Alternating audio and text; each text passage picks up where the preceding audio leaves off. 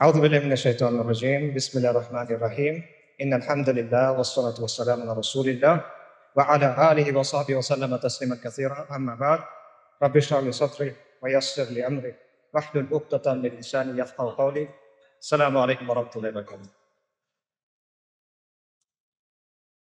আশা করি আপনারা সবাই ভালো আছেন।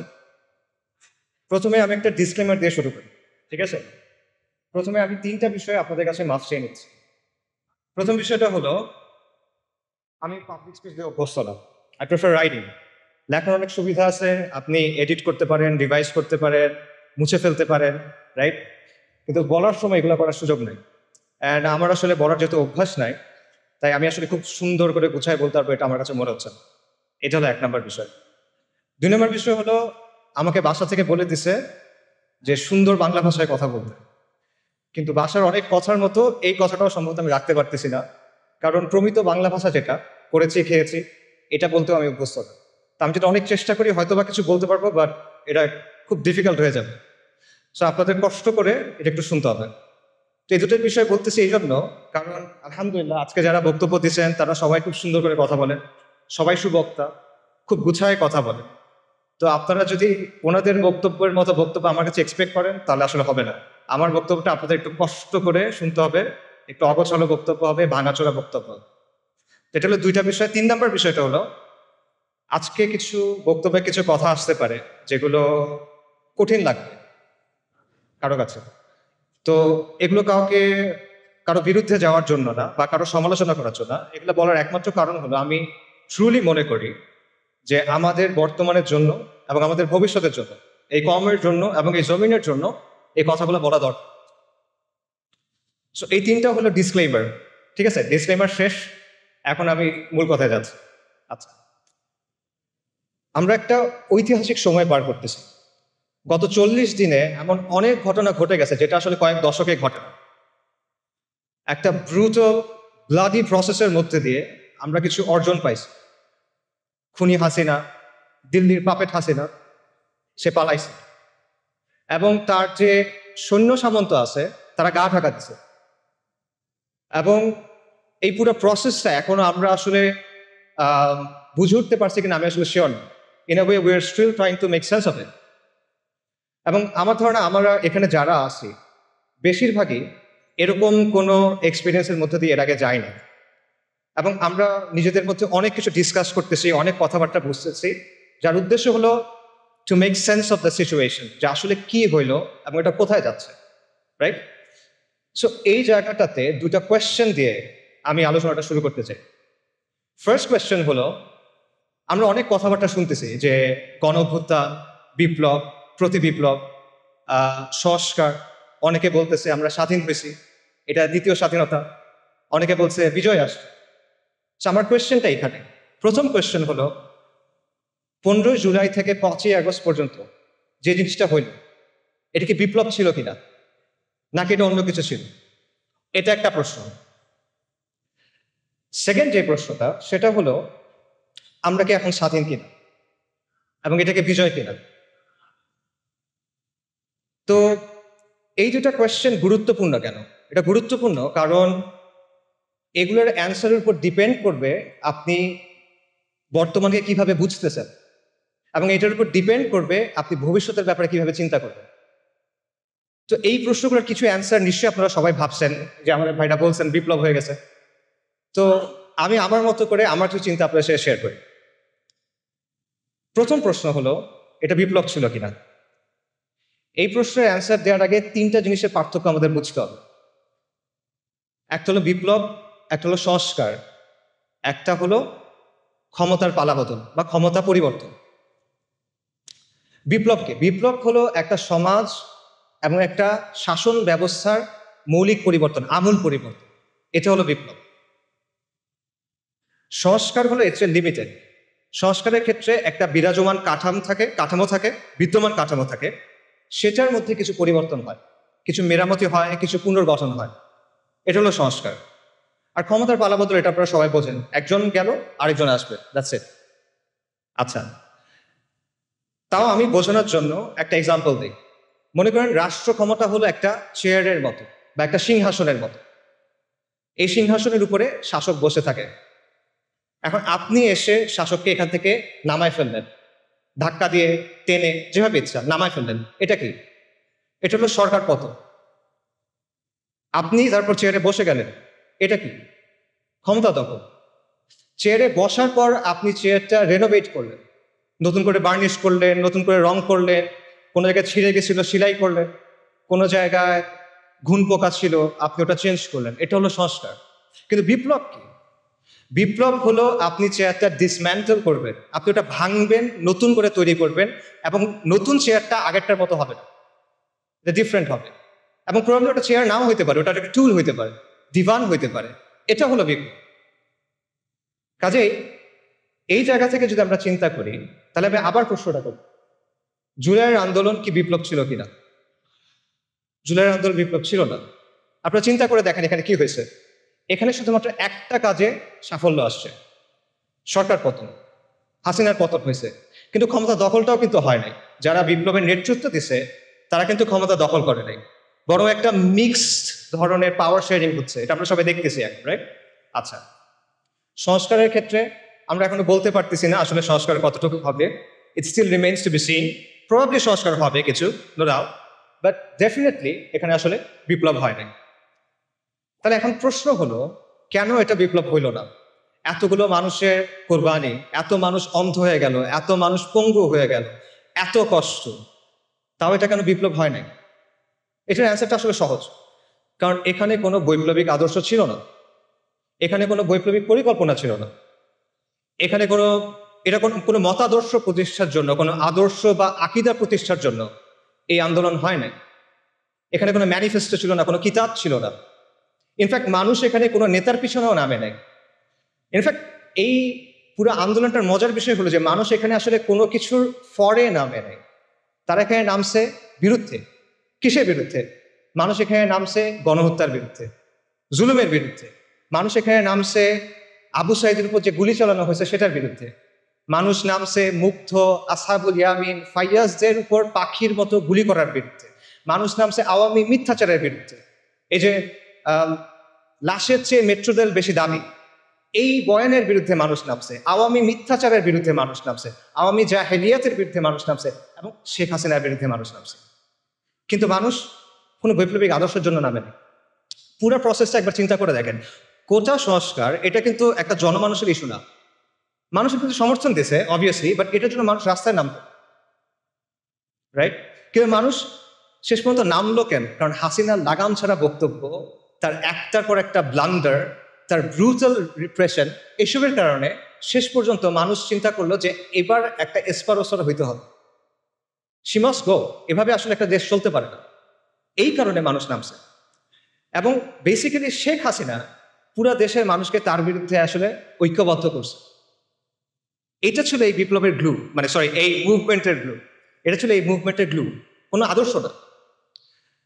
এটা ছিল হাসিনার বিরুদ্ধে একটা গণবিস্ফোরণ, একটা পপুলার আপরাইজিং বেসিক্যালি, যে সহজভাবে আমি বলি। মানুষের দীর্ঘদিনে জমে থাকা যে ক্ষোভ, রাগ, এই জুলুম মানুষ সহ্য করতে আর পারতেছে না, এবং মানুষের মনে হচ্ছে যে এইভাবে আসলে আমরা থাকতে পারবো না। এই কারণে মানুষ রাস্তায় নেমে আসে। এবং আমি এই কথাটা লিখছি এবং এটা বারবার বলি, এবং আমি এটা আসলেই বিশ্বাস করি যে এই আন্দোলনের মূল উস্কানিদাতা শেখ হাসিনা, এটার প্রধান সমন্বয়ক শেখ হাসিনা, এটার প্রধান স্থপতি শেখ হাসিনা, এটার প্রধান ইঞ্জিন বা চালিকা শক্তি শেখ হাসিনা। শেখ হাসিনাকে ছাড়া এই আন্দোলন কখনো সরকার পতনের দিকে যায় না। আপনারা চিন্তা করে দেখেন, 30শে জুলাই সে যদি সবগুলা দাবি মেনে নেয়, কি হয়? তার সরকার পতন হয়? হয় না সরকার পতন। তাদের ফেরত যেতে হইতো তখন। সব দাবি মেনে নিচ্ছে, এখন তুমি কি করবে? তার ফেরত যেতে হবে। হয়তোবা তারা কয়েক মাস পর নতুন কোনো আন্দোলনে আসতে পারতো, সেটা ডিফারেন্ট কথা। কিন্তু আন্দোলন ওখানে শেষ হয়ে যায়। কিন্তু শেখ হাসিনা কি করলো? সে আলটিমেটলি এটাকে পতনের দিকে নিয়ে গেল। তার যে হিউব্রিস, তার যে অ্যারোগেন্স, তার যে অহংকার, এটা আলটিমেটলি তাকে পতনের দিকে নিয়ে গেল। এবং এইখানে আমি আসলে ফিরআউনের সাথে একটা মিল দেখতে পাই। ফিরআউনের কথাটা চিন্তা করে যে বনী ইসরায়েল যখন লোহিত সাগরের সামনে গেল, মুসা আলাহিসাল্লামের সাল্লামের পেছনে পেছনে, সাগর ভাগ হয়ে গেল, বনী ইসরায়েল সাগরের মধ্যে চলে যাচ্ছে। ফিরআউনের কি দরকার ছিল তার পেছনে পেছনে যাওয়া? সে কি গেইন করতো এখানে? বনী ইসরায়েল তো চলে যাচ্ছে। বনী ইসরায়েল তার পাওয়ার জন্য কোনো চ্যালেঞ্জ না, বনী ইসরায়েল তার সিংহাসন নিতে চায় না। তাহলে সে কেন যাচ্ছে? সে দেখতেছে তার সামনে একটা সমুদ্র লিটারালি ভাগ হয়ে গেছে, একটা সুপার ন্যাচারাল ইভেন্ট তার সামনে ঘটতেছে। সে বুঝতেছে এটা দুনিয়াবি কোনো শক্তির কাজ না। তাও সে কি করতেছে? তার মনে হলো যে না, এর পিছিয়ে আমি যাই। এটা কেন? এটা তার অ্যারোগেন্স। সেই তো বলছিল আনা রব্বুকুমুল আলা। এটা তার অহংকার, এবং এই অহংকারটাই তার পতন নিয়ে আসছে। এবং সেই ব্যাপারটা আমি বলবো যে শেখ হাসিনার ক্ষেত্রে হয়েছে। আল্লাহ এইভাবেই তার পতনটা রাখছে। এটা কদর আল্লাহ। এই আন্দোলন নিয়ে অনেক ধরনের তত্ত্ব আছে, অনেক ধরনের ষড়যন্ত্র তত্ত্ব আপনারা শুনবেন। যেমন ধরেন, কেউ আমেরিকার কথা বলবে, কেউ কালার রেভলিউশনের কথা বলবে, কেউ এনইডির কথা বলবে। এবং এই কথাগুলোর যে একেবারে মেরিট নাই আমি সেটাও মনে করি না। এখানে কিছু মেরিট থাকতে পারে, but at the end of the day দুটো পয়েন্ট আমাদের স্বীকার করতে হবে। সে দুটো পয়েন্ট হলো, শেখ হাসিনার বিরুদ্ধে পুরা বাংলাদেশের অধিকাংশ মানুষ একসাথে হয়ে গেছিল, একটা ইজমা হয়ে গেছিল যে she must go. And second পয়েন্টটা হলো, দুনিয়া চালায় কে? আল্লাহ। আল্লাহ মালিকুল মুলক, আল্লাহ আল জব্বার আল মুতাকাব্বির, এবং আল্লাহ আল লতীফ আস-সাতুর। ওয়াল্লাহু গালিবুন আলা আমরি ওয়ালাকিন্না আকসারান নাসি লা ইয়ালামুন। আল্লাহ তার কর্ম সম্পাদনে প্রবল, যদি অধিকাংশ মানুষ তা জানে না। অনেক মানুষের অনেক পরিকল্পনা থাকে, মাখলুকের অনেক পরিকল্পনা থাকে, অনেক ষড়যন্ত্র থাকে, but at the end of the day কার ইচ্ছা বাস্তবায়ন হয়? ওয়া মাকারু ওয়া মাকরুল্লাহ ওয়াল্লাহু খায়রুল মাকিরিন। সবাই পরিকল্পনা করে, আল্লাহও পরিকল্পনা করে, আল্লাহর পরিকল্পনা বাস্তবায়ন হয়। ওয়ালা গালিবা ইল্লাল্লাহ ওয়া হুয়া আলা কুল্লি শাইইন কাদির। সো এই বিষয়টা আমাদের মাথায় রাখা দরকার। আমরা যেন একটা ব্যালেন্স পজিশনে থাকি। ব্যাপারটা যেন এমন না হয় যে আমরা চিন্তা করতেছি যে কেউ সেভিয়ার আসছে আসমান থেকে নেমে বাংলাদেশকে অনেক কিছু করে দিবে, এরকম কিছু আমরা চিন্তা করার দরকার নেই। আবার আমাদের এটাও চিন্তা করার দরকার নাই যে সবকিছুই মনে হয় ইলুমিনাতি করে বা আমেরিকা করে বা অমুক কেউ করে। ব্যাপারগুলো আসলে এরকম না। দুনিয়া কন্ট্রোল করেন আল্লাহ। যাই হোক, আমি মূল আলোচনায় যদি ফেরত চাই, আমরা শুরু করছিলাম একটা প্রশ্ন দিয়ে, এটা বিপ্লব কিনা? এটা বিপ্লব না। এটা ছিল শেখ হাসিনার বিরুদ্ধে গণবিস্ফোরণ। এটা ছিল হাসিনার পতনের ব্যাপারে মানুষের মধ্যে যে মনোভাব অলরেডি চলে আসছিল, সেটা একটা বাস্তবায়ন। এবং এই জন্যই মানুষ যখন বুঝতে পারছে যে আলটিমেটলি আর কোনো অপশন নেই, আমাদের রাস্তায় নেমে যেতে হবে, তখন হাসিনার পতনটা নির্ধারিত হয়ে গেছে। এটা হয়তো একদিন পরে হয়েছে, এক সপ্তাহ পরে হয়েছে, এটা এক বছর পরেও হইতে পারতো, বাট প্রসেসটা শুরু হয়ে গেছিল। এবং একই কারণে এখন আমরা অনেক ধরনের কথা শুনতেছি যে সাহি সেকুলারিজম আসতে হবে, সাহি লিবারাল ডেমোক্রেসি আসতে হবে। এই ব্যাপারগুলো আসলে আসবে না। কেন আসবে না? কারণ মানুষ এগুলোর ব্যাপারে কেয়ার করে না। মানুষ এগুলো আসলে বোঝেও না, যারা বোঝে তারা চায়ও না। এগুলো হলো ৭২-এর সংবিধানের মতো একটা বিষয়, যেটা আপনি মানুষের গায়ের উপর রেখে চালাই দিচ্ছেন।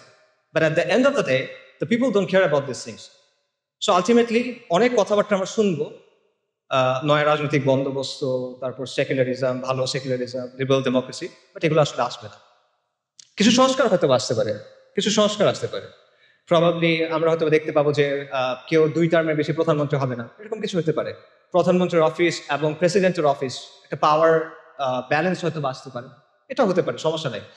বাট অনেক গ্রাউন্ড ব্রেকিং কোনো চেঞ্জ আসবে এটা মনে করার কারণ আমি দেখি না। এটা হলো ফার্স্ট কোয়েশ্চেনের অ্যান্সার। সেকেন্ড কোয়েশ্চেন যেটা, সেটা হলো এটা কি বিজয় কিনা, এটা কি স্বাধীনতা কিনা?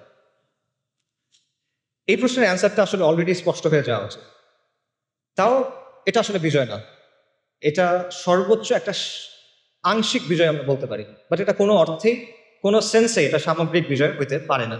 এটা কেন পারে না? এটার অনেকগুলো রিজন আছে, বাট আমি কিছু রিজন একটু আগে আলোচনায় চলে আসছে, বাট আমি আরো কয়েকটা রিজন বলি। প্রথম কারণটা হলো পোস্ট কলোনিয়াল স্টেট, উত্তর ঔপনিবেশিক রাষ্ট্র, একটা কঠিন বাংলা শব্দ। এটা একটা কারণ যে এই কাঠামোটা রেখে আপনি আসলে কখনো স্বাধীন হতে পারবেন। এটা মানে কি? এটা মানে সহজভাবে বলি, এক সময় এটা ছিল আমাদের রাজত্ব। এটা আমাদের রাজত্ব ছিল, এটা পারফেক্ট ছিল না, এখানে অনেক সমস্যা ছিল, কিন্তু এটা আমাদের রাজত্ব ছিল। কিন্তু তারপর ফিরিঙ্গিরা আসছে, ব্রিটিশরা আসছে, ইউরোপিয়ানরা আসছে, এবং তারা এসে আমাদেরকে তাদের গোলাম বানাইছে, তারা এসে আমাদেরকে তাদের দাস বানাইছে, এবং তাদের একটা সিস্টেম আমাদের উপর চাপাই দিছে। এইটাই হলো কলোনিয়াল রাষ্ট্র। এবং এই কলোনিয়াল রাষ্ট্রের মূল উদ্দেশ্য হলো দুটা, একটা হলো কন্ট্রোল, একটা হলো এক্সপ্লয়টেশন, নিয়ন্ত্রণ এবং শোষণ। আর কোনো উদ্দেশ্য নেই। কলোনিয়াল যে ব্যুরোক্রেসি বা আমলাতন্ত্র, এটার উদ্দেশ্য ছিল এই দুটা। কলোনিয়াল যে পুলিশ, এটার উদ্দেশ্য ছিল এই দুটা। কলোনিয়াল যে সেনাবাহিনী, এটার উদ্দেশ্য ছিল এই দুটা।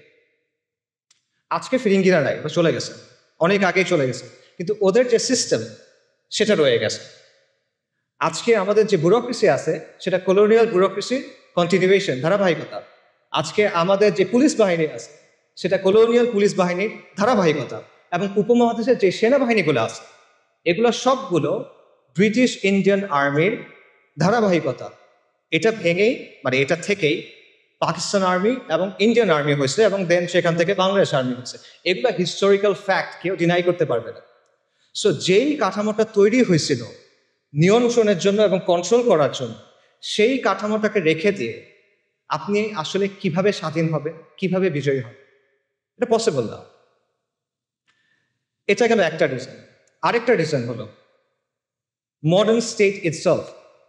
এই যে আমি নিয়ন্ত্রণের কথা বললাম আর শোষণের কথা বললাম, এটা কিন্তু শুধু কলোনিয়াল রাষ্ট্রের বৈশিষ্ট্য না, এটা মডার্ন স্টেটেরও বৈশিষ্ট্য।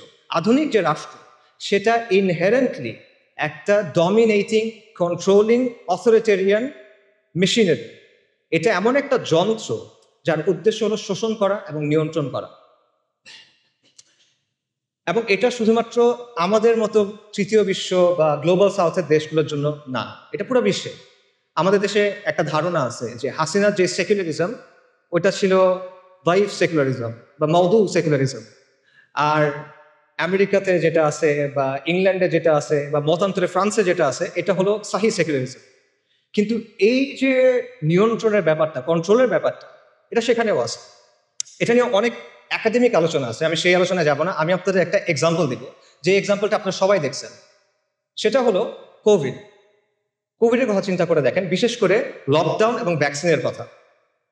আচ্ছা, সেকুলারিজম এবং লিবারাল ডেমোক্রেসি আপনাকে অনেক সুন্দর সুন্দর কথা বলবে, স্বাধীনতা, অধিকার, এরকম অনেক কথা বলবে। বাট লকডাউনের সময় কি হয়েছে চিন্তা করে দেখেন তো। একদিনের মধ্যে আপনার সব অধিকার, আপনার সব স্বাধীনতা নাই, শেষ। আপনি ঘরের বাইরে যেতে পারবেন না, চাকরিতে যেতে পারবেন না, মসজিদে যেতে পারবেন না। কারো বাপ মারা গেছে, সে বাপকে দাফন করতে যেতে পারতেছে না। কারো বাচ্চা হসপিটালে, সে তার কাছে যেতে পারতেছে না। এটা কি? এটা টোটাল কন্ট্রোল আপনার জীবনের উপরে। এবং আমরা দেখছি যেখানে রাষ্ট্র যত শক্তিশালী সেখানে লকডাউন তত টাইট। আমাদের মতো দেশগুলোতে রাষ্ট্র পুরোপুরিভাবে অতটা শক্তিশালী না, যে কারণে আমরা কিছুটা মুভমেন্টের সুযোগ পাইছি। কিন্তু আপনি যদি ওয়েস্টের দিকে তাকান, দেখবেন সেখানে এক্সট্রিমলি টাইটভাবে লকডাউনগুলো এনফোর্স করা হয়েছে।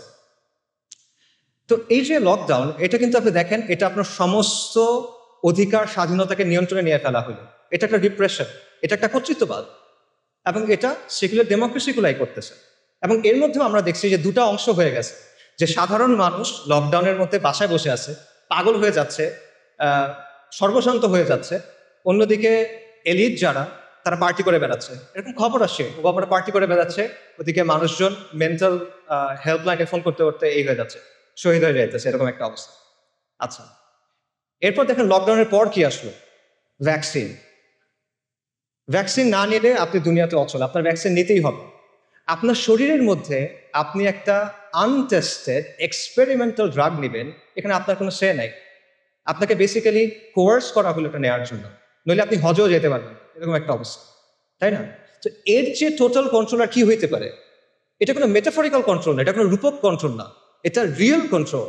আপনার চলাফেরাকে কন্ট্রোল করতেছে, আপনার শরীরের মধ্যে আপনি কি দিবেন সেটাকে কন্ট্রোল করতেছে। এবং এই সব কিছু কে করতেছে? সেকুলার রাষ্ট্র। যে সেকুলার রাষ্ট্র সাপোজিটলি আপনাকে কি দেয়? স্বাধীনতার অধিকার দেয়। এটা হলো তার অবস্থা। আধুনিক রাষ্ট্রের যে তত্ত্ব, এটার অন্যতম জনক বলা হয় থমাস হবসকে, ব্রিটিশ ফিলোসফার। থমাস হবস রাষ্ট্রকে কল্পনা করছিল লেভায়াথান হিসেবে। লেভায়াথান মানে কি? লেভায়াথান হলো একটা পৌরাণিক জীব, একটা মিথোলজিক্যাল, একটা মিথিক্যাল ক্রিচার। বাইবেলে এটার কথা আছে। এটা হলো একটা সামুদ্রিক জীব যেটার আকার অত্যন্ত বড়, এটাকে হারানো যায় না, এটা এতটা বড়, ওভারকাম করা পসিবল না। তো হবস রাষ্ট্রকে চিন্তা করছিল একটা দানবীয় শক্তি হিসেবে, এবং বাস্তবে তাই হয়েছে। রাষ্ট্র একটা দানবীয় শক্তিতে পরিণত হয়েছে, একটা সর্বব্যাপী ভয়ঙ্কর দানবে সে পরিণত হয়েছে, যে নিজেই আইন বানায়, যে নিজেই আইনের ব্যাখ্যা করে, এবং যে নিজেই আইনের প্রয়োগ করে। রাষ্ট্রের উপরে কোনো রেফারেন্স নাই, সবার উপর রাষ্ট্র সত্য, তাহার উপর নাই। রাষ্ট্র হলো অ্যালফা এন্ড দি ওমেগা, এরকমই অবস্থা। এবং আপনার জন্ম থেকে মৃত্যু পর্যন্ত প্রতিটা পদে পদে রাষ্ট্র আপনাকে নিয়ন্ত্রণ করতে চায়, রাষ্ট্র আপনাকে সার্ভেইল করতে চায়। বার্থ সার্টিফিকেট থেকে ডেথ সার্টিফিকেট, আপনার কল হিস্ট্রি থেকে আপনার চ্যাট লগ, আপনার ব্রাউজিং ডেটা, সব কিছু, আপনার মানে প্রত্যেকটা ট্রানজ্যাকশন, আপনার ইনকাম ট্যাক্স, প্রতিটা জিনিসে রাষ্ট্র এসে হাত ঢুকায়। সে নিয়ন্ত্রণ করতে চায়, সে সার্ভেইল করতে চায়। এবং এটাই হলো পৃথিবীর ইতিহাসে আপনি খুঁজে পাবেন না যে এই মাত্রার নিয়ন্ত্রণ, এই মাত্রার এক্সপ্লয়টেশন কোনো সিস্টেমের মাধ্যমে হয়েছে, যেটা সেকুলার সিস্টেমের মাধ্যমে হয়েছে। কাজেই এবং এটাই হলো আসলে আধুনিক রাষ্ট্রের সভরেন্টির অর্থ। সার্বভৌমত্বের কথা আমরা বলি না, এটাই হলো সার্বভৌম শক্তির সত্যিকারের অর্থ। সার্বভৌম শক্তির প্রকৃত রূপ হলো এটা। যারা আপনারা জানতে চান এই ব্যাপারে, একজন জার্মান ফিলোসফার ছিল কার্ল শ্মিট, আপনারা তার লেখা পড়ে দেখতে পারেন, সেই ব্যাপারটা খুব ডিটেলে আলোচনা করছে। আজ পর্যন্ত এটা কোনো রিফিউটেশন আসে নাই, কারণ এটাই বাস্তব, এটাই সভরেন্টির অর্থ। কাজেই আধুনিক রাষ্ট্রের মধ্যে আপনি আসলে কখনো মুক্তি পাবেন না, বিজয় পাবেন না। আধুনিক রাষ্ট্র আপনাকে কি দিবে? সে আপনাকে গাঁজা খাওয়ার স্বাধীনতা দিবে, মদ খাওয়ার স্বাধীনতা দিবে, জিনা করার স্বাধীনতা দিবে, এলজিবিটির স্বাধীনতা দিবে।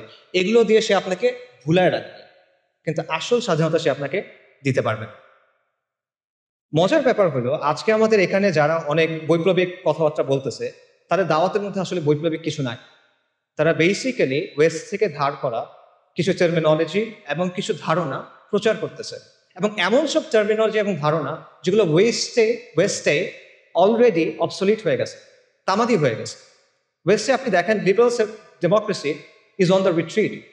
পুরা পশ্চিমা বিশ্বে এখন একদিকে ফার রাইট, অন্যদিকে ফার লেফট, অর্থাৎ উগ্র ডানপন্থী এবং উগ্র বামপন্থীদের উত্থান হচ্ছে, এবং এই দুটার মাঝখানে যেটা আছে ভ্যানিলা যেটা, সেটা হলো লিবারাল ডেমোক্রেসি, যেটার আবেদন হারাচ্ছে। এবং মাল্টিপোলার বিশ্বের কথা আপনারা সবাই শোনেন, মাল্টিপোলার বিশ্বে লিবারাল ডেমোক্রেসির ভাত নাই, এবং এটার যে বয়ানগুলো আছে অলরেডি এগুলো সব ভেঙে যাচ্ছে। লিবারাল ডেমোক্রেসির প্রধান একটা বয়ান হলো মানবাধিকার। গাজা জেনোসাইডে আমরা দেখছি যে মানবাধিকার বলে আসলে কিছু নাই। গাজাতে কি হয়েছে আমরা জানি, এটা আসলে বলতে গেলে ট্রমাটিক একটা এক্সপিরিয়েন্স হয়ে যাবে। মানে বাবা তার বাচ্চার কাছে গেছে, বাচ্চার ডেড বডি নাই, পলিথিনের ভিতরে করে সে ছিন্ন বিচ্ছিন্ন কিছু অংশ নিয়ে আসতেছে। মানবাধিকার কোথায়? যারা মানবাধিকার কথা সবচেয়ে বেশি বলে তারা হলো ইসরায়েলকে উইপেন্স দিচ্ছে, পলিটিক্যাল ক্লাউড দিচ্ছে, রাইট? সো মানবাধিকার কোথায়? মানবাধিকার বেসিক্যালি একটা আদর্শিক হাতিয়ার, যেটা ইউজ করে ওয়েস্ট তাদের জিওপলিটিক্যাল ইন্টারেস্ট অ্যাডভান্স করে, তাদের নিজেদের স্বার্থ হাসিল করে। একই কথা আন্তর্জাতিক আইনের ক্ষেত্রে। কই আন্তর্জাতিক আইন? কই? ইসরায়েল নানা জায়গায় গিয়ে গিয়ে অ্যাটাক করতেছে, কনসুলেটের ভেতরে গিয়ে অ্যাটাক করছে, যেটা কখনো হয় নাই। কই আইন কোথায়? নাই আইন। এগুলো রেটরিক, যেগুলো ওয়েস্ট তাদের ইচ্ছা মতো ইউজ করে তারপর ফালায় দেয়। কিন্তু আমরা এগুলো বিশ্বাস করে বসে আছি, আমরা মনে করছি এটা মনে হয় অনেক বৈপ্লবিক কিছু একটা। এবং ফাইনালি আপনি দেখেন গাজা এটাও প্রমাণ করছে যে ডেমোক্রেসি অ্যাকচুয়ালি ওয়ার্ক করে। কেন এটা আমি বলতেছি? দেখেন, ওয়েস্টে অনেক মানুষ কিন্তু গাজা জেনোসাইডের বিপক্ষে, তারা এটার বিরুদ্ধে রাস্তায় মার্চ করছে, তারা প্রতিবাদ করছে, এটা আপনার স্বীকার করতে হবে, এবং আমরা এটা অ্যাপ্রিসিয়েট করি, আর তারা হেদায়ত করে। কিন্তু তাও তারা এটা বন্ধ করতে পারতেছে না। অনেক মানুষ এটার বিরুদ্ধে, কিন্তু তারা এটা বন্ধ করতে পারতেছে না। এটা কেন? কারণ তারা যাকেই ভোট দিচ্ছে দেখা যাচ্ছে যেই ক্ষমতায় আসতেছে সে জায়নিস্টদের পকেটে এবং সে গ্লোবাল এলিটদের পকেটে। তার মানে হলো ডেমোক্রেসির মধ্যেও আবারও ডেমোক্রেসির যেটা আতুরঘর, সেই জায়গাতেও এটা আসলে জনগণের আকাঙ্ক্ষার প্রতিফলন করতে পারে না। ডেমোক্রেসি নিয়ে আপনি অনেক সুন্দর সুন্দর কথা বলতে পারেন, but at the end of the day it can be hacked. It can be hacked very easy, যেটা আমরা দেখতেছি। কাজেই এত কিছুর পরও যারা ওই মানধাত্তা আমলের লিবারাল ডেমোক্রেসির কথা বলতেছে অনেক বৈপ্লবিক বয়ান হিসেবে, তারা আসলে ওয়ার্ল্ডের ট্রেন্ডটা বুঝতেছে না হয়তো, এবং তারা একটা ডেট এক্সপায়ার্ড মাল বিক্রি করার চেষ্টা করতেছে। তারা বিপ্লবের কথা বলতেছে, বাট তারা পশ্চিমা প্যারাডাইম থেকে বের হইতে পারতেছে না। তাদের মধ্যে পশ্চিমা আদর্শ নিয়ে এক ধরনের ফিক্সেশন আছে, তাদের মধ্যে পশ্চিমা থিওরি নিয়ে এক ধরনের ফেটিশিজম আছে। পশ্চিম যেটা বলছে ওটাই সহি, পশ্চিম যেটা বলছে ওটাই সমাধান, অল্প স্বল্প কিছু চেঞ্জ করতে হবে। Liberal democracy with Bangla characteristics, এটা হলেই হয়ে যাবে। এই হলো তাদের প্রস্তাবনা। তো এগুলো করে আসলে আলটিমেটলি কোনো সমাধান হবে না। সো আমরা যদি আগের কথায় ফেরত যাই, এটা কি বিজয় ছিল কিনা, এটা মুক্তি ছিল কিনা? না, এটা ছিল না। যদি সহি সেকুলারিজম বা সহি লিবারাল ডেমোক্রেসি আসে, যেটা আসবে না, যদি আসে তাও সেটা বিজয় এবং মুক্তি হবে না। তাহলে মুক্তি কিসে? বাস্তবতা হলো আমাদের মুক্তি এবং পুরো বিশ্বের মুক্তি হলো ইসলামের মধ্যে। এটা আমি রেটরিক্যালি বলতেছি না, আমি ট্রুলি এটা বিশ্বাস করি। এটা ইসলামের মধ্যে আল্লাহর গোলামি মেনে নেওয়ার মধ্যেই হলো সৃষ্টির মুক্তি। কথাটা অনেকটা প্যারাডক্সিক্যাল লাগতে পারে যে গোলামির মধ্যে মুক্তি কিভাবে, কিন্তু এটাই বাস্তবতা। এটা 100% একটা লজিক্যাল কথা। কেন লজিক্যাল কথা? কারণ হলো দুনিয়ার বাস্তবতা হলো দুনিয়াতে আসলে সত্যিকার অর্থে কোনো ফ্রিডম নাই। এখানে অ্যাবসলিউট কোনো ফ্রিডম হয় না। প্রত্যেকটা ব্যবস্থায় আপনার কারো না কারো আনুগত্য স্বীকার করে নিতে হয়, আপনার কিছু না কিছুর উপর ইমান আনতে হয়, কোনো না কোনো বিষয়কে আপনার ধ্রুব সত্য হিসেবে স্বীকার করতে হয়। এটা থেকে আপনি বের হইতে পারবেন না। ভ্যালু নিউট্রাল কোনো সিস্টেম হয় না, নিরপেক্ষ কোনো সিস্টেম হয় না। প্রত্যেকটা সিস্টেমের মধ্যে একটা না একটা রব থাকে যেটাকে মেনে নিতে হয়। এবং অ্যাবসলিউট আমরা মানে এর কথা বলা হয়, ফ্রিডম অফ স্পিচের কথা বলে, অ্যাবসলিউট ফ্রিডম অফ স্পিচ বলে কিছু নাই, অ্যাবসলিউট স্বাধীনতা বলে কোনো কিছু নাই। প্রত্যেকটা স্বাধীনতা হলো একটা বাউন্ডারির মধ্যে দেয়া স্বাধীনতা। দাবা খেলার সময় চিন্তা করেন, যখন আপনি কেউ যদি দাবা খেলে, সে দাবা খেলার নিয়ম মেনে যে কোনো চাল দিতে পারে, কিন্তু নিয়ম সে চেঞ্জ করতে পারে না। নিয়মটা মেনে তাকে খেলার টেবিলে বসতে হয়। সেম জিনিস, যে কোনো সিস্টেমে ওই সিস্টেমের নিয়ম মেনে আপনি স্বাধীন, কিন্তু এই নিয়মগুলো আপনি চ্যালেঞ্জ করতে পারবেন। কাজে প্রকৃত অর্থে আসলে কোনো স্বাধীনতা নাই। মানুষ প্রত্যেকটা সিস্টেমে কারো না কারো সামনে সাজদা করে। আমরা করতেছি না, আধুনিক মানুষ করতেছে না। আধুনিকতা আপনাকে রাষ্ট্রের গোলাম বানাইছে, আপনাকে মুক্ত বাজারের গোলাম বানাইছে, আপনাকে নফসের গোলাম বানাইছে। কাজে ইসলাম ছাড়া বাকি যা কিছু আছে সবকিছু হলো গায়রুল্লাহর গোলামি করা, আর ইসলাম হলো আল্লাহর গোলামি করা। তা আপনি কার গোলামি করবেন? আপনি মানুষের গোলামি করবেন, মাখলুকের গোলামি করবেন, তাকে আপনি আল্লাহর গোলামি করবেন? কাজে সত্যিকারের মুক্তি হলো গায়রুল্লাহর ইবাদত থেকে বের হয়ে এসে এক আল্লাহর দাসত্ব মেনে নেওয়া। যখন আপনি এটা করবেন, তখন আমরা মানুষ হিসেবে আমাদের যে কসমিক রোল, আমাদের যে মহাজাগতিক ভূমিকা আল্লাহ আমাদের জন্য ঠিক করে দিয়েছেন খালিফা হিসেবে, তখন সেটা আমরা পালন করতে পারবো। তখন আমরা পুরো সৃষ্টির সাথে হারমোনিতে আসতে পারবো। আধুনিকতা প্রকৃতিকে ডমিনেট করতে চায়, কন্ট্রোল করতে চায়, এটা করতে গিয়ে সে ক্লাইমেট ক্যাটাস্ট্রফি করে ফেলছেন। কিন্তু আপনি যখন আল্লাহর দাসত্ব মেনে নেবেন, তখন আপনি এটার সাথে হারমোনিতে আসতে পারবেন। এখানেই আপনি প্রকৃত মুক্তি পাবেন। এটা ছাড়া সত্যিকার অর্থে কোনো স্বাধীনতা নাই। আপনার জিডিপি যত হোক, আপনার যতগুলো মেট্রো রেল থাকুক, আপনার যত মাথা পিছু যত ইচ্ছা হোক, আপনার রাস্তা যত সুন্দর হোক, মুক্তি নেই। কমফোর্ট আছে, মুক্তি নেই। তো এখানে আরেকটা কোয়েশ্চেন আছে, সেটা হলো ইসলাম কিভাবে? আমি যদি বলি যে আলটিমেটলি মুক্তি হলো ইসলামে, তাহলে প্রশ্ন আসবে ইসলাম কিভাবে? তো এই কোয়েশ্চেনের অ্যান্সারটাও আমি প্রথম কোয়েশ্চেনের সাথে ট্যাগ করতে চাই। প্রথম কোয়েশ্চেনে আমরা তিনটা বিষয় নিয়ে কথা বলছিলাম: সরকার বদল, সংস্কার আর বিপ্লব। এখন এক এক করে আমাকে বলেন দেখি, সরকার পতনের মাধ্যমে কি ইসলাম আসবে? না, আসা সম্ভব না। এটা একটা সরকার গিয়ে আরেকটা সরকার আসবে, আসলো তো, ইসলাম আসবে না। আচ্ছা আমাকে বলেন, সংস্কারের মধ্য দিয়ে আসবে কিনা? সংস্কারের মধ্যে দিয়ে এটা সম্ভব না। কারণ আপনি যে সিস্টেমটার মধ্যে আছেন সেটা হলো একটা সেকুলার লিবারাল, একটা সেকুলার ব্যবস্থা। এই ব্যবস্থাটা মৌলিকভাবে ইসলামের সাথে সাংঘর্ষিক। এখন আপনি কিভাবে সংস্কার করে করে এটাকে ইসলামে নিয়ে যাবেন? ইটস পসিবল না। আমি আপনাকে একটা এক্সাম্পল দিই। সংস্কারের সবচেয়ে বহুল ব্যবহৃত পদ্ধতি কি? ডেমোক্রেসি। ডেমোক্রেসি হলো ইনহেরেন্টলি একটা রিফর্মিস্ট অ্যাপ্রোচ, একটা রিফর্মিস্ট মেথড। ডেমোক্রেসিতে কি করা হয়? একটা ব্যবস্থার মধ্যে মৌলিক বিষয়গুলোর ব্যাপারে আমরা একমত, এর মধ্যে আমরা কিছু পরিবর্তন আনতে চাই, কিছু বিষয়ে মতপার্থক্য আছে, এগুলো আমরা সলভ করতে চাই। এই জায়গায় ডেমোক্রেসি কাজ করে, এবং ডেমোক্রেসি কাজ করে ইনক্রিমেন্টাল বা গ্র্যাজুয়াল চেঞ্জের মাধ্যমে। এখন আপনি আমাকে বলেন, আপনি কিভাবে অ্যাকচুয়ালি এই প্রসেসে সেকুলার রাষ্ট্র থেকে ইসলামী ব্যবস্থায় যাবেন? আমি আপনাদের বাংলাদেশের এক্সাম্পল দিই। বাংলাদেশে যেই ইসলামী দলগুলো আছে যারা ডেমোক্রেটিক পদ্ধতিতে অংশগ্রহণ করছে, তাদের সবার ভোট যদি আপনি মেলান কোনো একটা নির্বাচনে, 30টার মতো আসনও তারা পায় না, লেস দেন 30, 300টার মধ্যে লেস দেন 30, লেস দেন 10%। ওকে, আচ্ছা, তার মানে তারা যে এককভাবে ক্ষমতা যাবে এটাও আসলে ফিজিবল না। বাট তর্কের খাতিরে আমি ধরলাম এটা হইল। মনে করেন বাংলাদেশের কোনো একটা ইসলামী দল অথবা সবগুলো ইসলামী দলের কোনো একটা জোট, তার 160টা আসন পেয়ে গেল, ক্ষমতায় গেল, আলহামদুলিল্লাহ, অনেকে বলে ফেলবে ঠিক আছে গেল। তারপর কি হবে? তারপর কিভাবে ইসলাম আনবেন আপনি? আপনি সংবিধান পরিবর্তন করে করে আনবেন? পসিবল না। কি পরিবর্তন করবেন? আপনার সংবিধান আপহেল্ড করতে হবে। এটা শপথ নিয়ে আপনি গেছেন। আপনি যদি বলেন যে ঠিক আছে, সংবিধানের মধ্যে আপনি লিখে দিলেন যে কোরআন সুন্নাহ বিরোধী কোনো আইন করা হবে না, তাহলে হয়ে গেল শরিয়া কায়েম? না, হবে না। এর চেয়ে অনেক সুন্দর সুন্দর কথা পাকিস্তানের সংবিধানে আছে, চমৎকার চমৎকার সব কথাবার্তা আছে, but at the end of the day ওটা স্টিল একটা সেকুলার রাষ্ট্র।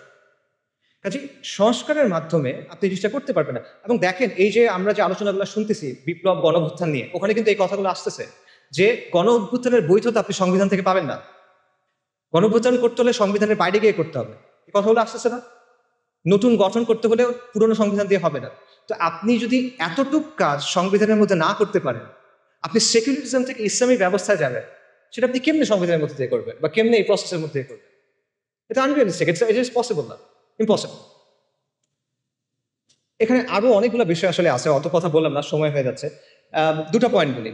আপনি দেখেন মিশরে, আলজেরিয়াতে ইসলামিস্টরা ক্ষমতায় আসছেন, কিন্তু ডিপ স্টেট তাদের বিরুদ্ধে কু করছে, তাদেরকে সরাই দিয়েছে।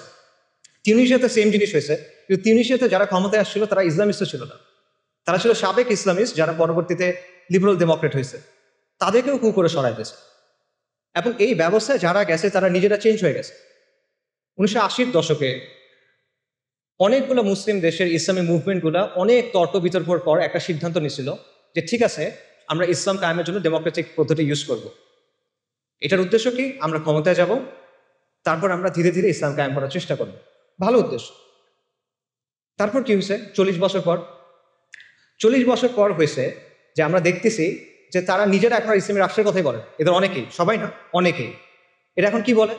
এখন তারা বলে কল্যাণ রাষ্ট্রের কথা, ওয়েলফেয়ার স্টেট, প্লুরালিজমের কথা। এরা এখন বলে যে লিবারাল ডেমোক্রেসির কথা। অর্থাৎ তারা সিস্টেমে ঢুকছিল সিস্টেমটা চেঞ্জ করার জন্য, সিস্টেমের জায়গায় আছে, তারা চেঞ্জ হয়ে গেছে। এটা হলো অবস্থা। তো সংস্কারের মধ্য দিয়ে আসলে এইভাবে এই পরিবর্তন সম্ভব না। বাস্তবতা হলো, আপনি যদি সেকুলার ব্যবস্থা থেকে যে ট্রান্সফরমেশনটা প্রয়োজন ইসলামী ব্যবস্থায় যাওয়ার জন্য, সেটার জন্য প্রয়োজন বৈপ্লবিক পরিবর্তন এবং রেভলিউশনারি মিনস। এটাই বাস্তব। এবং এটা শুধুমাত্র ইসলামের ক্ষেত্রে প্রযোজ্য না, এটা যে কোনো ব্যবস্থার ক্ষেত্রে প্রযোজ্য। যখন পৃথিবীতে রাজতন্ত্রের বদলে রিপাবলিক আসলো, তখন সেটা বৈপ্লবের মাধ্যমে আসছে, বৈপ্লবিক পদ্ধতির মাধ্যমে আসছে। এবং এটা একটা ঐতিহাসিকভাবে প্রমাণিত সত্য। এটা এমন একটা কনক্লুশন যেটা অ্যাভয়েড করা সম্ভব না। আপনি ধাপে ধাপে চিন্তা করেন। আপনি যদি মুসলিম হন, আপনাকে শরিয়া চাইতে হবে, নন নেগোশিয়েবল। কেউ মুসলিম, সে শরিয়া চায় না, এটা পসিবল না, এটা কুফর। কেউ যদি মনে করে ইসলামের চেয়ে ওই জিনিসটা বেটার, কেউ যদি মনে করে ইসলামের চেয়ে ওই জিনিসটা অগ্রাধিকার পাওয়ার মতো, কেউ যদি মনে করে দুটো সমান, এটা কুফর রাখবে। অর্থাৎ যদি মুসলিম হয় তাকে শরিয়া চাইতে হবে। আর সেকুলার ব্যবস্থা মৌলিকভাবে ইসলামী ব্যবস্থাতে সাংঘর্ষিক, এই দুটা কো এক্সিস্ট করতে পারে না। একটা আরেকটাকে ডমিনেট করার চেষ্টা করবে, সেটা হবে না। আচ্ছা, এবং আমরা দেখতেছি যে সেকুলার ব্যবস্থাকে সংস্কারের মাধ্যমে চেঞ্জ করে করে আপনি আলটিমেটলি ইসলামী ব্যবস্থায় যেতে পারতেছেন না। তাহলে অপশন কি বাকি থাকে আপনার? বৈপ্লবিক পরিবর্তন ছাড়া আপনার আর কোনো অপশন বাকি থাকে না। কিন্তু বৈপ্লবিক পরিবর্তন নিয়েও আসলে আমাদের মধ্যে অনেক ভুল ধারণা আছে। বাস্তবতা হলো যে আমাদের চিন্তাভাবনাগুলো আসলে বেশিরভাগ সময় খুব রেটরিক ভিত্তিক। আমরা ঢালাও কথাবার্তা বলি, আমরা অনেক আবেগ কথাবার্তা বলি, আমরা অনেক জজবার কথা বলি, কিন্তু আমরা দলিল, আদিল্লা, রিয়ালিটির অ্যানালিসিস, লজিক এগুলোর দিকে তাকাই না। আমরা অনেক সময় চিন্তা করি যে বিপ্লব মনে হয় একটা ওভারনাইট ব্যাপার, রাতারাতি হয়ে যাবে। অথবা আমরা মনে করি যে আমি যা করতেছি করতে থাকবো, একদিন ডাক দিবে কেউ একজন, বিপ্লব হয়ে যাবে। ব্যাপারগুলো এরকম না। আসলে এখানে কিছু ম্যাটেরিয়াল কন্ডিশনস আছে, অথবা আপনি বলতে পারেন যে এখানে কিছু আসবাবের দুনিয়ার কিছু শর্ত আছে যেটা আপনার পূরণ করতে হবে। সেটা পূরণ না করলে আপনি এটা পারবেন না। একটা এক্সাম্পল দেই। পানি কখন ফুটে? পানির বয়লিং পয়েন্ট কত? 100 ডিগ্রি সেলসিয়াস। এটা কি মুমিনের জন্য একরকম, কাফেরের জন্য আরেক রকম? না, এটা সবার জন্য সেম। কেন সে? আল্লাহ দুনিয়ার নিজাম, আল্লাহ ঠিক করে দিচ্ছেন এভাবে, সবার জন্য এটা সেম। তো সমাজ এবং রাষ্ট্রের মধ্যেও এরকম কিছু ম্যাটেরিয়াল কন্ডিশনস আছে যেটা আপনার পূরণ করতে হবে। এই জিনিসটা আপনি আবেগ বা জজবা দিয়ে, আমরা হকের উপর আছি, জাস্ট এই বিষয়টা দিয়ে আপনি বাইপাস করতে পারবেন। এই রিকোয়ারমেন্ট আপনাকে ফুলফিল করে আসতে হবে। হ্যাঁ, এমন হইতে পারে যে কাফেরদের জন্য যে রিকোয়ারমেন্ট, সেখানে আমাদের কিছু অ্যাডিশনাল রিকোয়ারমেন্ট থাকতে পারে। যেমন আমাদের ইমানি, আমলি, শারঈ, আকাইদি কিছু রিকোয়ারমেন্টস থাকবে, যেটা একটা কমিউনিস্টের থাকবে না। কিন্তু ম্যাটেরিয়াল রিকোয়ারমেন্ট সেম, এটা আপনার লাগবে। তো এটা বাইপাস করে আপনি আসলে বৈপ্লবিক পরিবর্তনের দিকে যেতে পারবেন। এটা না করে আপনি যদি শুধু বলেন যে আমার ইমান আছে, আমার অনেক জজবা আছে, আমরা তো হকের উপর আছি, এভাবে আর হবে না। এটা তাওয়াক্কুলের ভুল বুঝ। বাস্তবতা হলো বৈপ্লবিক পরিবর্তন একটা লম্বা, জটিল, রুক্ষ প্রক্রিয়া, কঠিন একটা প্রক্রিয়া। এর মধ্যে নানা ধরনের জটিলতা আছে এবং এটার মধ্যে মাল্টি স্টেজ আছে, মানে মাল্টিপল স্টেজেস আছে, একাধিক স্টেজ আছে। ব্যাপারটা এভাবে চিন্তা করেন। মনে করেন আপনি কালকে আম খাইতে চান, আপনি আজকে গাছ লাগালেন, এটা হবে? হবে না। আপনি কালকে আম খাইতে চান, আপনি আজকে গাছ লাগালেন, হবে না। কালকে তো ফল আসবে না। একটা লম্বা প্রসেসের মধ্যে দিয়ে যাওয়ার পর ফল আসবে। তো আপনি ওভারনাইট এটা চাইতে পারেন না যে আমি আজকে গাছ লাগাবো, কালকে ফল আসবে, হয় না। আচ্ছা, আরেকটা জিনিস চিন্তা করেন, মনে করেন আপনার প্রতিবেশী, তার বাসায় জামের গাছ আছে এবং তার বাসার গাছে জাম ধরছে, সে জাম পাড়তেছে। কারণ আপনি তার কাছে গিয়ে বললেন, আমাকে আমসত্ত্ব বানিয়ে দাও, আমাকে আমের শরবত বানিয়ে দাও, ম্যাঙ্গো স্মুদি দাও। এটা হয়? It doesn't work like that. যে বীজ বুনছে ফসল তার, যেই বীজ বোনা হয়েছে ওটাই আসবে। আম গাছে তো জাম হবে না। একটা সেকুলার আন্দোলন হয়েছে, সেকুলারদের নেতৃত্বে একটা আন্দোলন হয়েছে, অথবা একটা ইস্যু ভিত্তিক আন্দোলন হয়েছে, আন্দোলন শেষ হয়ে গেছে। এখন আপনি তার কাছে গিয়ে বললেন যে আমাকে খিলাফা দাও, শরিয়া দাও। Doesn't work like that. সে কেন আপনাকে দিবে? আপনি কে? তার কষ্টের পরিশ্রম সে আপনাকে কেন দেবে? আর সে যদি দেয়ও, ধরেন সে দিল, সে যেটা দিবে ওটাকে ওই জিনিস যেটা আপনি চাচ্ছেন না, সেটা জাম, আপনি আম চাচ্ছেন, রাইট? সেটা আসলে হয় না। সো এই বিষয়গুলো আমাদের বোঝা দরকার। তাহলে করণীয় আসলে কি? আমি এখানেও আবার এক্সাম্পলে ফেরত চাই। একজন ভালো কৃষক কি করে? একজন ভালো কৃষক প্রথমে জমিটাকে তৈরি করে, আগাছাগুলো দূর করে, লাঙল দেয়, তারপর সে বীজ বুনে, তারপর সে আস্তে আস্তে এটাকে বড় করে, সার দেয়, পানি দেয়, কীটনাশক দেয়। তারপরে ফল আসবে কিনা এটা নিশ্চিত না, কিন্তু নানা কারণে ফল না আসতে পারে, পোকায় খেয়ে ফেলতে পারে, মরক ধরতে পারে, অনেক কিছু হতে পারে। এটা একটা মানে একাধিক স্টেজ আছে। এই রেভলিউশনারি চেঞ্জের ক্ষেত্রে এই ব্যাপারটা আছে, এখানে একাধিক স্টেজ আছে। এবং এর মধ্যে প্রথম স্টেজ যেটা, লাঙল দেওয়ার যে স্টেজ, সেটা হলো একটা প্রজন্ম তৈরি করা, সমাজের মধ্যে শরিয়ার পিপাসা তৈরি করা, সমাজের কাছে এটাকে একটা ভায়াবল অপশন হিসেবে নিয়ে আসা।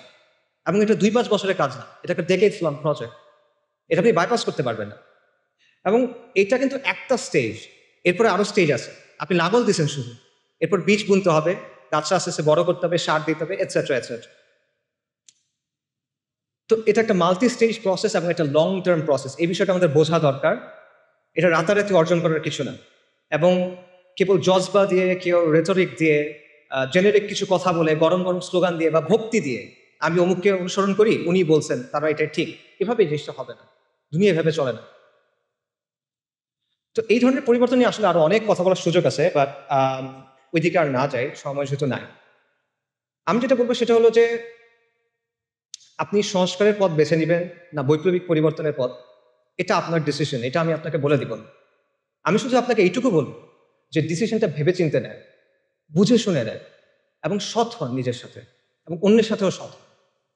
ধরেন কেউ মনে করলো যে আসলে সংস্কারের পদ্ধতি নিতে হবে, কারণ বাংলাদেশের যে জিওপলিটিক্যাল লোকেশন, আমাদের সমাজের যে অবস্থা, আমাদের প্রতিবেশী দেশ, এরকম অনেকগুলো বিষয় আছে যার কারণে এখানে আসলে বৈপ্লবিক পরিবর্তন সম্ভব না।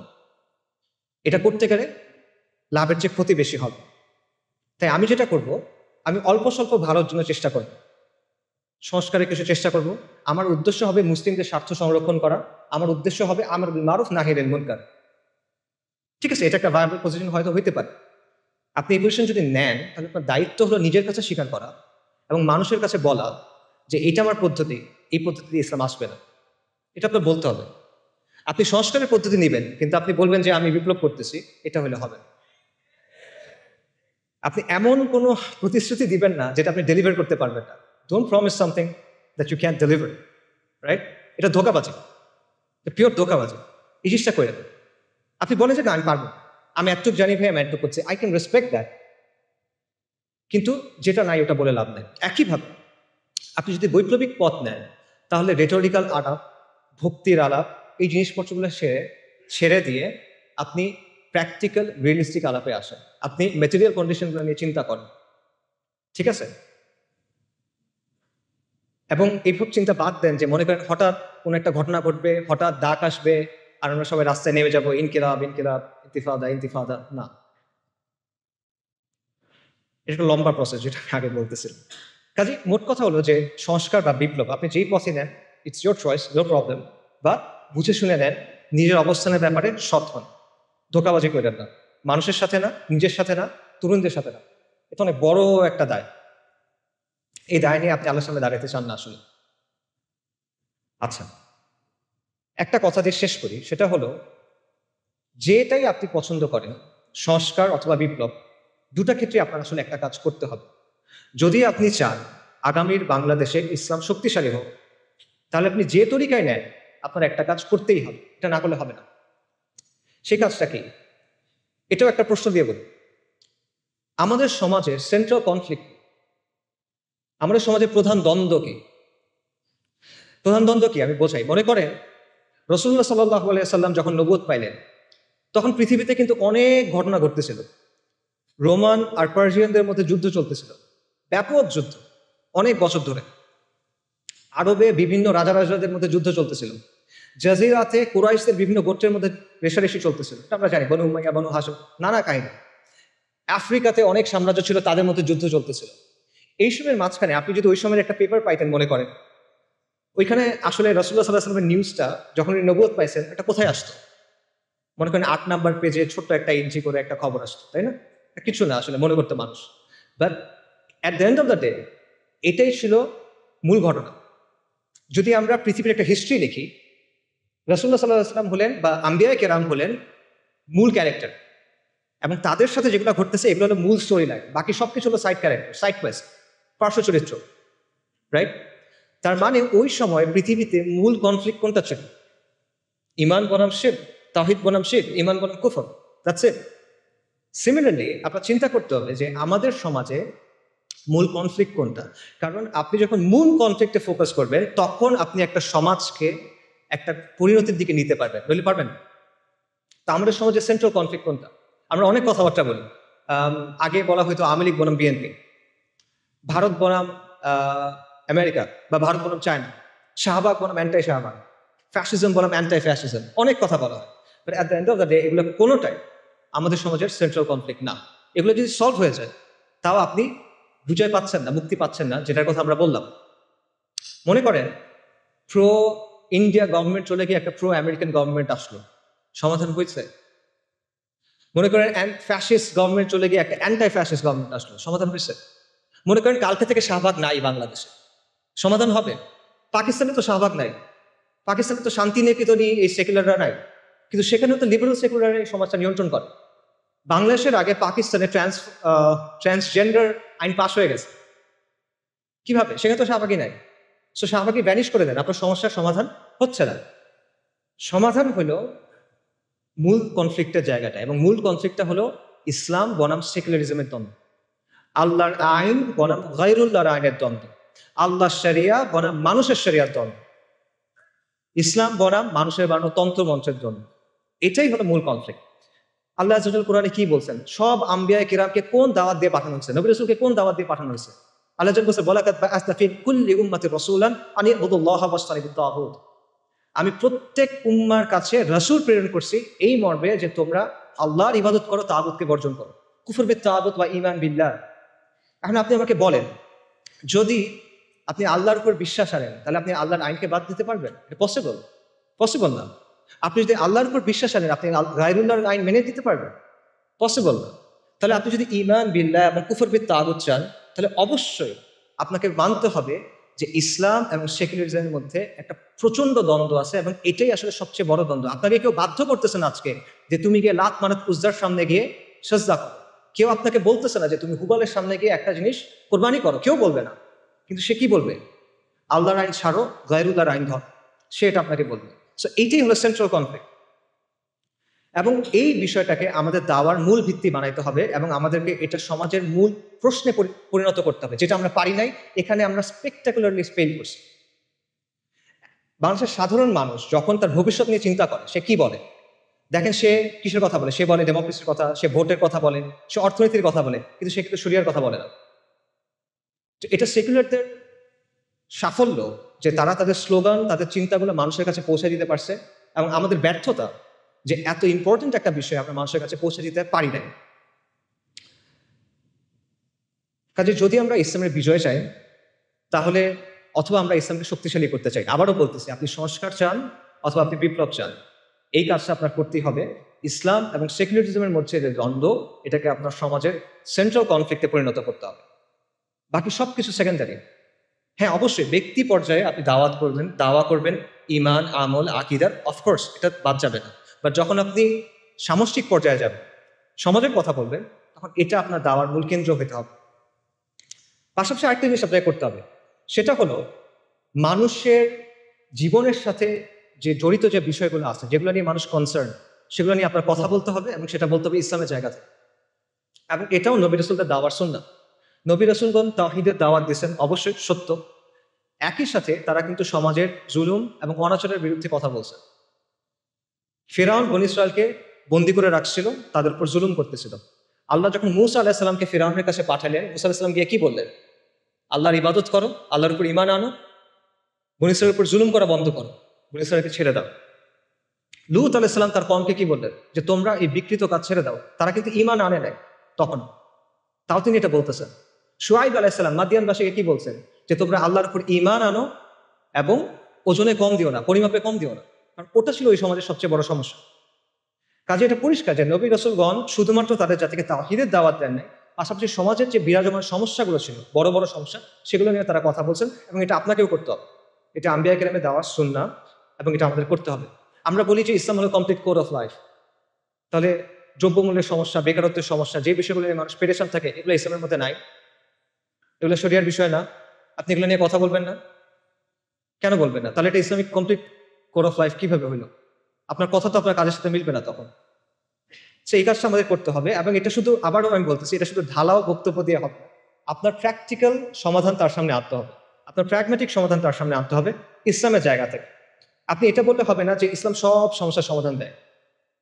আপনার বলতে হবে ইসলাম অমুক সমস্যার সমাধান এইভাবে দেয় এবং এটা হলো বেস্ট সমাধান, এটা আপনার বলতে হবে। এবং এইভাবে, এমনভাবে আপনার মানুষের সামনে ইসলামী ব্যবস্থার একটা ভিশন তুলে ধরতে হবে, যাতে করে মানুষ যখন চিন্তা করে ভবিষ্যৎ নিয়ে, তখন সে মনে করবে যে হ্যাঁ, আমি সেরিয়া চাই। এটা আমরা করি না। এখানে আমাদের অবস্থান জিরোর কাছাকাছি, হয়তো 1%, 100-র মধ্যে। আমার মনে হয় 1%। সামারি করি, আপনার উদ্দেশ্য সংস্কার হোক অথবা বিপ্লব। যদি আপনি আগামীর বাংলাদেশে ইসলামকে শক্তিশালী করতে চান, আপনার দুটা কাজ করতেই হবে। প্রথম কাজটা হলো ইসলাম ও সেকুলারিজমের যে দ্বন্দ্ব, এটা সমাজের মূল দ্বন্দ্বে পরিণত করতে হবে। এটাকে দ্বন্দ্ব হিসেবে চিহ্নিত করতে হবে, এটাকে দাওয়ার মূল কেন্দ্রবিন্দু বানাতে হবে এবং এটাকে সমাজের মূল প্রশ্নে পরিণত করতে হবে। কার্যকরীভাবে মানুষের কাছে সেটা পৌঁছায় দিতে হবে এবং শুধুমাত্র সমালোচনার মাধ্যমে না, গঠনমূলক আলোচনার মাধ্যমে। শুধু সমস্যা নিয়ে কথা বললে হবে না, সমাধানের কথা বলতে হবে এবং শরিয়াকে একটা ভায়াবল অপশন হিসেবে আপনি প্রেজেন্ট করতে হবে। দ্বিতীয়ত, সমাজের মধ্যে যে জুলুম আছে, যে অনাচার আছে, যে বিষয়গুলো নিয়ে মানুষ কনসার্ন, সেগুলো নিয়ে আপনার ইসলামের বেসিসে তার পাশে গিয়ে দাঁড়াইতে হবে, তার সাথে কথা বলতে হবে এবং এই দুইয়ের সংমিশ্রণে আপনি সামাজিক শক্তি অর্জন করতে পারবেন। এবং এই জন্য আমাদের আসলে অনেক নতুন নতুন উদ্যোগ নিতে হবে এবং আমাদের we have to think outside the box. আমাদের দেশে আলহামদুলিল্লাহ অনেক দিনই কাজ হয় এবং এগুলো খুবই প্রয়োজনীয়, এগুলো চলুক, কিন্তু আপনার এখানে একটা শূন্যস্থান আছে, এটা বুঝতে হবে। এই শূন্যস্থান পূরণ করার চেষ্টা করতে হবে এবং এই জন্য অনেক ইনিশিয়েটিভ দরকার, এই জন্য প্রচন্ড ডেডিকেটেড ভাবে কাজ করার মানুষ দরকার, পাগল হয়ে কাজ করবে এমন মানুষ দরকার। You have to be relentless, you have to be tireless and you have to be proactive. আর কোনো অপশন নাই আসলে। এবং এটার অংশ হিসেবে কিছু কিছু উদ্যোগ নেওয়া হচ্ছে। একটা উদ্যোগের কথা আপনারা হয়তো বা জানেন, একটা লিফলেট আপনারা পাইছেন, ইসলামিক সোশ্যাল অ্যাক্টিভিস্ট নেটওয়ার্ক। ইনশাল্লাহ এটার ব্যাপারে আপনারা এরপরে আরও জানবেন এবং আমরা আশা করব যে আপনারা এটার সাথে থাকবেন, সামিল থাকবেন, এটাকে সাপোর্ট করবেন। এর পাশাপাশিও আসলে আরো অনেক ধরনের উদ্যোগ দরকার এবং এখানে অনেক যোগ্য মানুষ আছেন, জ্ঞানীগুণী মানুষ আছেন। আমি বলবো আপনারা সবাই এই বিষয়গুলো নিয়ে চিন্তা করেন, আপনার কাজ করতে হবে। কাজ করার সময় এখন, এরপরে এটা আপনি পাবেন। If not now then when. এখন যদি কাজ না করেন কখন করবেন? যদি আপনি না করেন তাহলে কে করবে? আমার কথা এতক্ষণ শোনার জন্য সবাইকে ধন্যবাদ। আমি স্পেসিফিক্যালি সিয়ানকে এবং রফিক ভাইকে ধন্যবাদ জানাবো অ্যারেঞ্জ করার জন্য। আর জুলাই আন্দোলনের সময় এবং এই বন্যার সময় আমাদের যারা মারা গেছেন, আমরা তাদের সবার রুহের মাগফিরাত কামনা করি। ওয়া আখিরু দাওয়ানা আলহামদুলিল্লাহি রাব্বিল আলামিন। আসসালামু আলাইকুম ওয়া রাহমাতুল্লাহি ওয়া বারাকাতুহু।